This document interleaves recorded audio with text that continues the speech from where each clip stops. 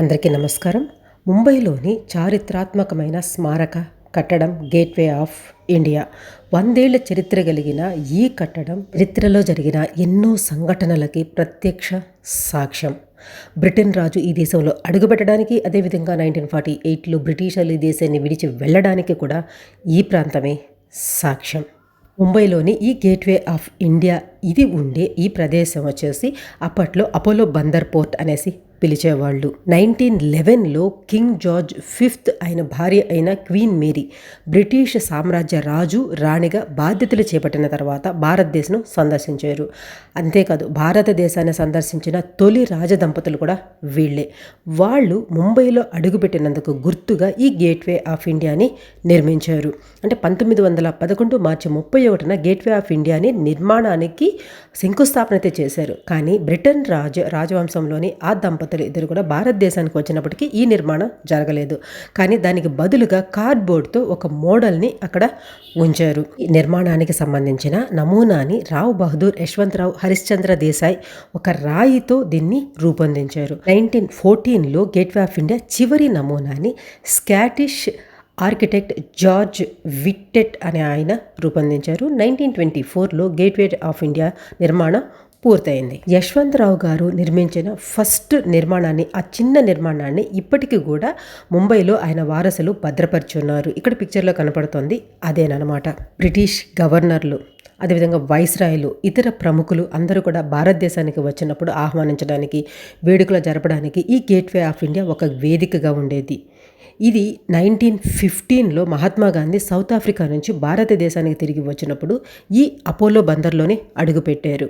మనకి బ్రిటిష్ వాళ్ళ నుండి విముక్తి కలిగి స్వాతంత్రం వచ్చిన తర్వాత 1948 ఫిబ్రవరి 28న ఈ బ్రిటిష్ బలగాలు ఈ గేట్వే ఆఫ్ ఇండియా నుంచే బ్రిటన్కి బయలుదేరి వెళ్ళిపోయాయి. సోమర్సెట్ లైట్ ఇన్ఫాంట్రీకి చెందిన ఫస్ట్ బెటాలియన్ భారతదేశంలో బ్రిటిష్ రాజ్యం ముగిసినట్లు సంకేతాలు ఇస్తూ ఈ కట్టడం గుండా నిష్క్రమించేశాయి.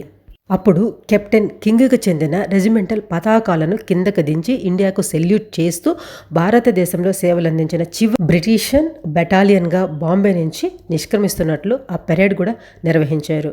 బాంబేలో గేట్వే ఆఫ్ ఇండియా ప్రాంతం అతిపెద్ద పర్యాటక కేంద్రం. దీని దగ్గర అంతకుముందు జార్జ్ ఫిఫ్త్ కాంస్య విగ్రహం ఉండేది. దాని ప్లేస్లో 1961లో ఛత్రపతి శివాజీ గారి విగ్రహాన్ని అక్కడ ఏర్పాటు చేశారు. ఇదే కాంప్లెక్స్లో స్వామి వివేకానంద గారి విగ్రహం కూడా ఉంటుంది. ఆయన ఇక్కడి నుంచే అమెరికాకి వెళ్ళారు. ఈ గేట్వే ఆఫ్ ఇండియా ఉండే ఈ దారిలోనే ప్రఖ్యాత హోటల్ అయిన తాజ్ హోటల్ ఉంటుంది. సముద్రం నుంచి చూస్తే హోటల్ చారిత్రక కట్టడం ఎడమవైపు ఉన్నట్లుగా కూడా కనిపిస్తుంది. 2008 నవంబర్ 26న ఇది మనము ఎవరు కూడా మర్చిపోలేని సంఘటన. ఈ తాజ్ హోటల్ మీద తీవ్రవాదులు దాడి చేశారు.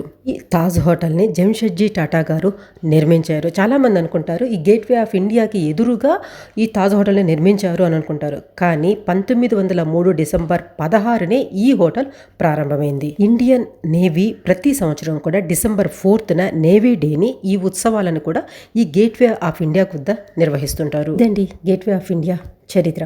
మీకేమనిపించిందో ఖచ్చితంగా కమెంట్స్లో రాయండి. అదేవిధంగా మన ఛానల్లో ఉండే ప్రీవియస్ వీడియోస్ అన్నీ చూడండి. ఇక్కడ మీకు కనపడుతున్న ఈ థంబ్నెయిల్స్ ఉండే ఈ వీడియోస్ అన్నీ కూడా వీలైనంత వరకు చూడండి. చూసిన తర్వాత నేను కరెక్ట్ ఇన్ఫర్మేషన్ చెబుతున్నాను అని మీకు అనిపిస్తేనే సబ్స్క్రైబ్ చేసుకొని సపోర్ట్ చేయడానికి ట్రై చేయండి. బట్ కరెక్ట్ అనిపిస్తే మాత్రం వీలైనంత ఎక్కువ మందికి మీ సోషల్ మీడియాలో ఎక్కడైనా కానీ వాట్సాప్, ఫేస్బుక్ ఎక్కడైనా కూడా వీలైనంత ఎక్కువ మందికి షేర్ చేసడానికి ట్రై చేయండి. మన దేశ చరిత్ర వీలైనంత ఎక్కువ మంది తెలుసుకోవాలనే ఉద్దేశంతో మాత్రమే నేను ఈ వీడియోస్ చేస్తున్నాను. Thanks for watching. జై హింద్.